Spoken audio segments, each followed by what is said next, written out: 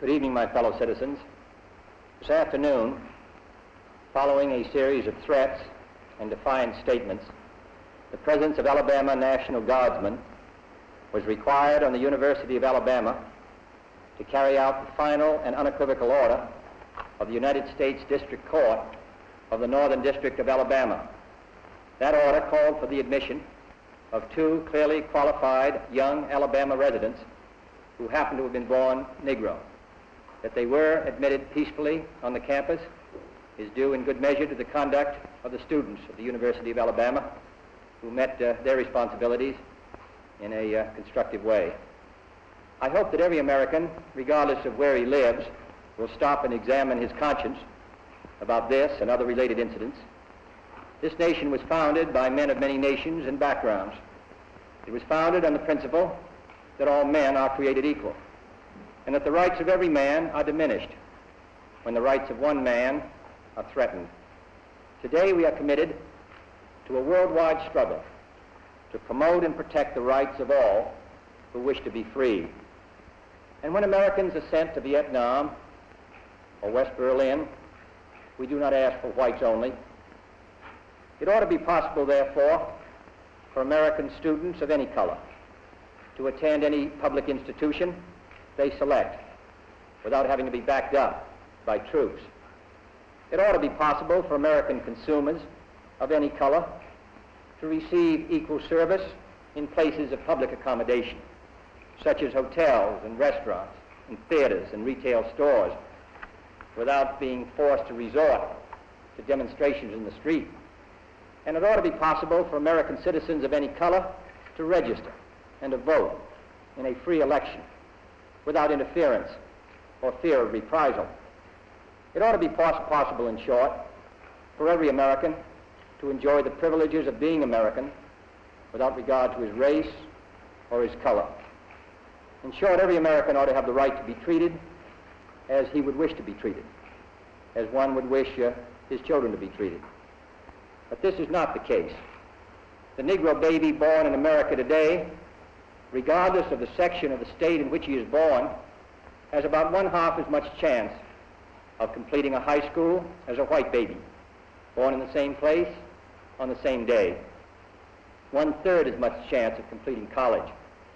Are we to say to the world, and much more importantly, to each other, that this is a land of the free, except for the Negroes, that we have no second-class citizens, except Negroes, that we have no class or caste system, no ghettos, no master race, except with respect to Negroes? Now the time has come for this nation to fulfill its promise.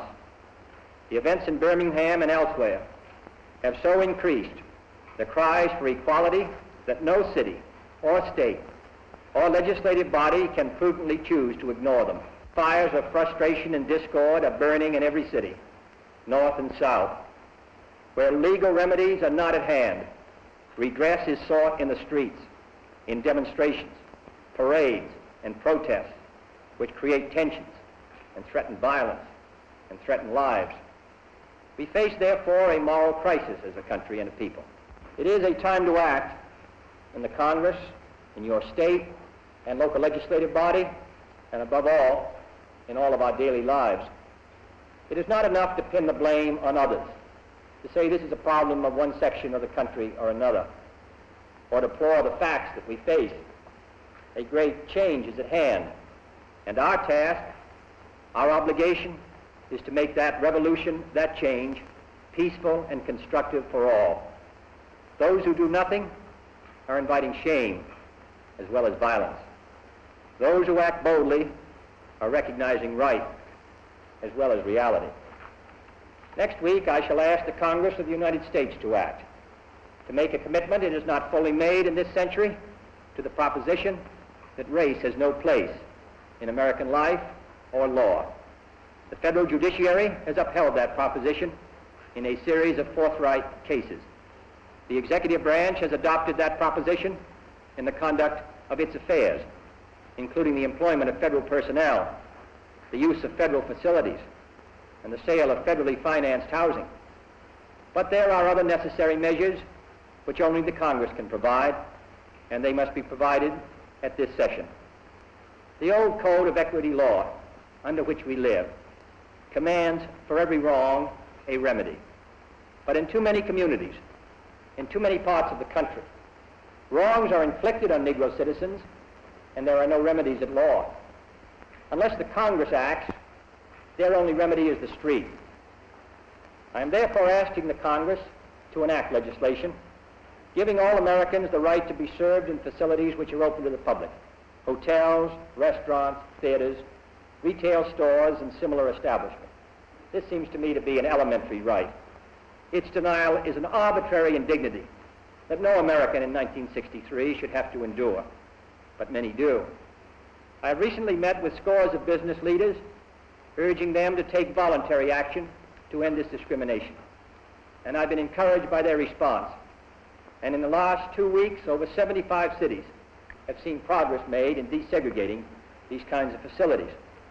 In this respect, I want to pay tribute to those citizens north and south who've been working in their communities to make life better for all. They are acting not out of sense of legal duty, but out of a sense of human decency.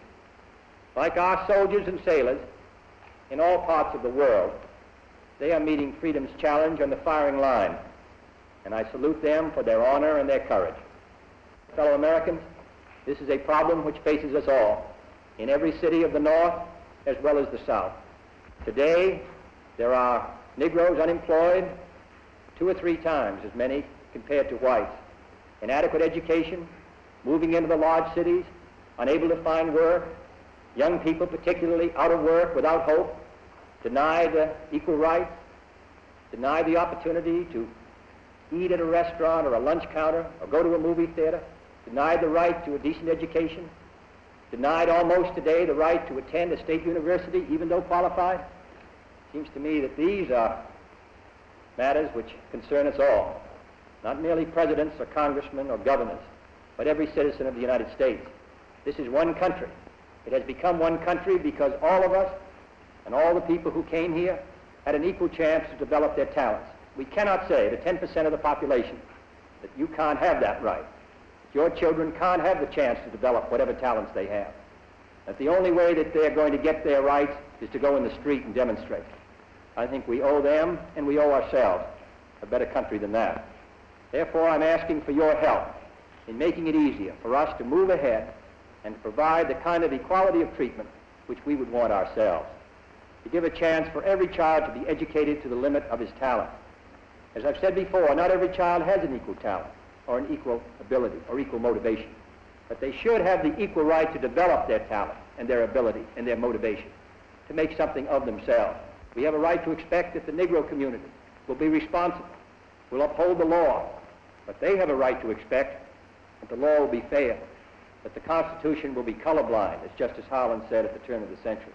This is what we're talking about, and this is a matter which concerns this country and what it stands for.